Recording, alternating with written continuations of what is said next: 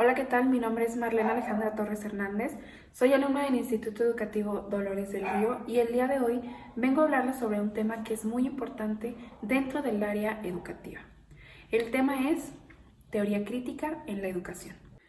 Primero que nada, comencemos preguntándonos qué es la teoría crítica dentro de la educación. Básicamente, la teoría crítica en este ámbito educativo se refiere a la búsqueda de un análisis que proyecte o que realice el desenmascaramiento de las ideologías. Es momento de hablar un poco sobre el origen de esta teoría. Se tiene entendido que nace o se origina alrededor de la década de los años 20 bajo la dirección autoritaria del filósofo Horkheimer. Esto dentro de la escuela que sentó las bases de la teoría crítica, llamada Escuela de Frankfurt. Dentro de las características generales podemos encontrar dos, que para mí son las principales. La primera es que es una teoría que se basa muchísimo en oponerse a lo tradicional. Es decir, buscar que el alumno tenga aprendizajes nuevos, significativos y que por supuesto este se vuelva un agente activo dentro del proceso de enseñanza-aprendizaje. Al mismo tiempo, la segunda característica busca que el alumno sea un ser crítico y social, que pueda defenderse entre la realidad y entre la vida cotidiana con las bases que se sientan dentro del conocimiento en el proceso de enseñanza-aprendizaje. En este punto me gustaría hablarles un poco sobre quiénes son sus principales precursores o representantes dentro de la teoría crítica en la educación. El primer precursor es Theodor Adorno, que es uno de los más importantes, y este básicamente intentaba explicar esta teoría por medio de un análisis que él realizaba mediante la producción de la cultura y la influencia de los medios de comunicación que existían en este entonces. El segundo precursor es Erich Fromm. Y bueno, Eric básicamente nos hablaba sobre cómo el alumno tendría que ser un ser individual y no por esto tendría que dejar de lado la interacción social, sino que tendría que servirle como una especie de mecanismo para lograr entrar en una sociedad y actuar de la forma correcta que una persona tiene que hacer. El tercer precursor es Jürgen Habermas. Básicamente, él nos decía que las personas tenían que realizar un análisis racional de sí mismos y saber cuánto o cuál era el grado de nuestra racionalidad para poder tener un buen aprendizaje o también para poder llevar a cabo la teoría crítica. El cuarto y último representante es Max Horkheimer.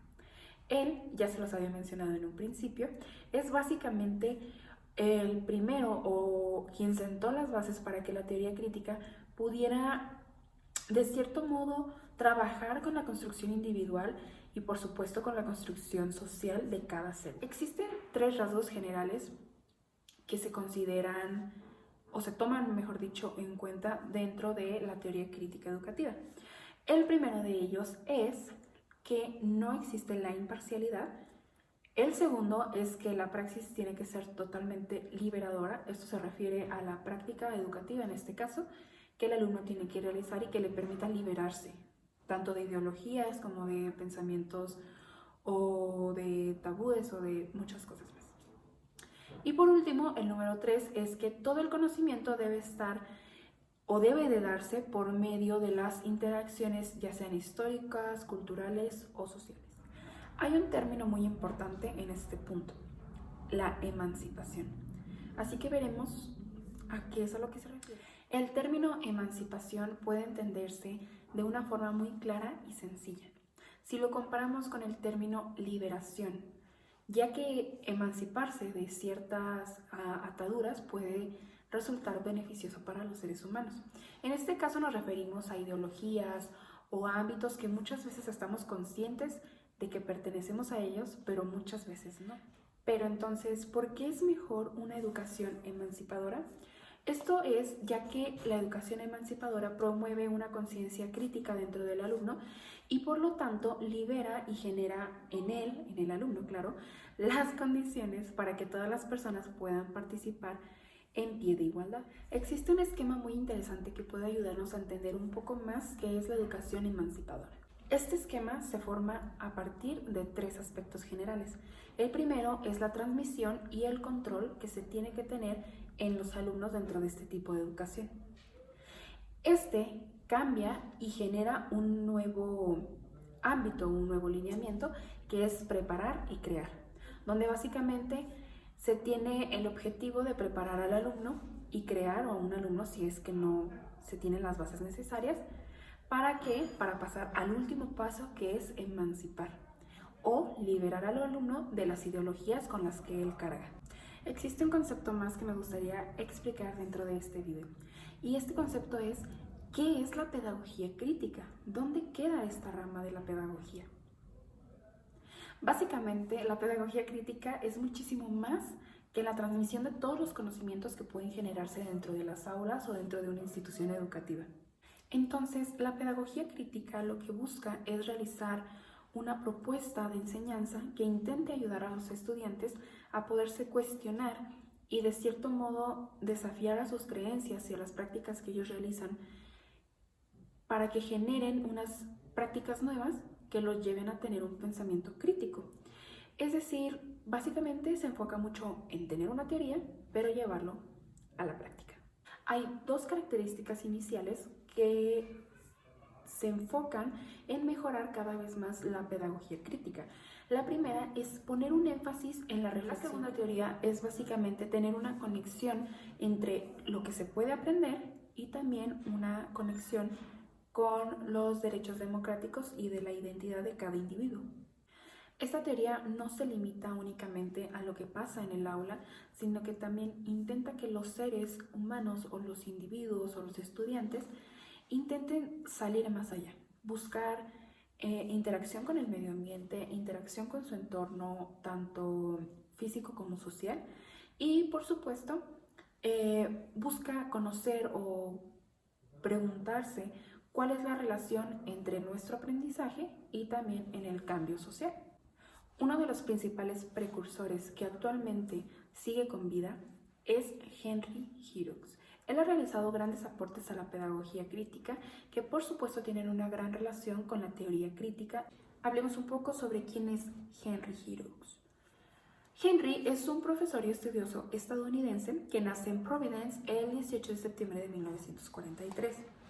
Él se encargó de enseñar la materia de historia en un instituto de educación secundaria en Barrington, Rhode Island, desde 1968 hasta 1975. Giroux es un pionero dentro del campo de la pedagogía crítica, es decir, sus teorías se basan en toda la importancia que necesitan las estrategias didácticas para promover el pensamiento crítico dentro de los alumnos y pues que ellos tengan en cuenta el contexto de democracia, justicia social, poder, cultura y comunidad. Pero entonces, ¿cuáles son las aportaciones que Henry Giroux ha realizado a la pedagogía crítica? Realmente existen muchísimas aportaciones que Henry Giroux ha realizado a la pedagogía crítica y que pueden entrar un poco en la categoría de la teoría crítica en la educación. Por ello, me gustaría resaltar únicamente 5 de las que a mí me parecen más interesantes. El primer aporte del que Henry nos habla es que la educación logra verse afectada generalmente por instituciones con fuerzas políticas o corporativas. Esto se da principalmente desde estructuras económicas, sociales, políticas e incluso culturales, ya que lo que busca es que únicamente el alumno estudie para generar un buen futuro.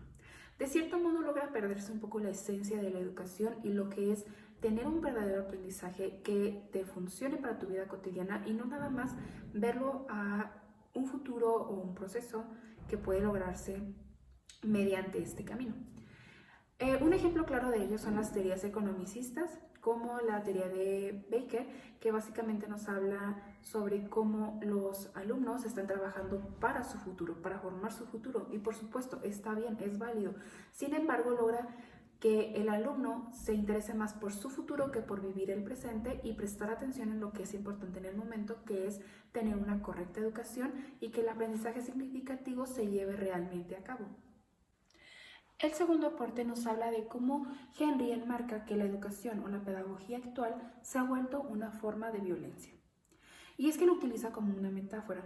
Existen muchos casos en los que los alumnos dejan de ser un agente activo y se vuelven un agente secundario. Pero ¿por qué existe esto? Muchas de las veces pasa porque los docentes tienen un método tradicional o siguen conservando ese método tradicional y no dejan que el alumno de cierto modo tenga más libertad tanto para aprender como para equivocarse. El tercer punto nos habla de cómo la educación no se da únicamente en las escuelas. Y es que todos sabemos que la educación también existe en nuestras comunidades, en nuestro hogar, con nuestros amigos, con nuestras familias y en muchos otros lados que generalmente no les ponemos atención. Aprendemos muchas cosas, pero el aprendizaje no se da nada más a la escuela y eso es importante tenerlo muy claro. El cuarto punto es que los profesores o los docentes tienen una responsabilidad muy grande en este proceso de enseñanza-aprendizaje. Sin embargo, muchas de las veces estos no se llevan a cabo ya que el docente tiene una carga de trabajo muy excesiva, no nada más dentro del aula o realizando actividades que sean para los alumnos. Generalmente existe una carga de trabajo por parte de la administración de la escuela en la que tiene que entregar planeaciones y demás proyectos para tener un funcionamiento correcto. Por último, la quinta aportación es que el objetivo final de la pedagogía crítica no es únicamente generar una nueva educación, sino generar una nueva sociedad que tenga un pensamiento racional, que tenga un pensamiento crítico y que por supuesto pueda llevarlo a cabo en su vida cotidiana. No es únicamente conocer la teoría, sino conocer la práctica y poder realizarla. En conclusión, podemos afirmar que las teorías críticas se basan en todas las prácticas o los saberes que conocemos. Generalmente estos pasan por un proceso de cambio o de codificación que lo que hace es cambiar estos saberes o estas prácticas para volverlas como una especie de fuente de poder, de disciplina, de control e incluso de hegemonía. Por su parte, la educación emancipadora también es un proceso que ayuda a la adquisición de madurez personal y, por último, permite que el pensamiento se desarrolle de una forma personal e interactiva con nuestro medio y con el medio o el entorno que nos rodea.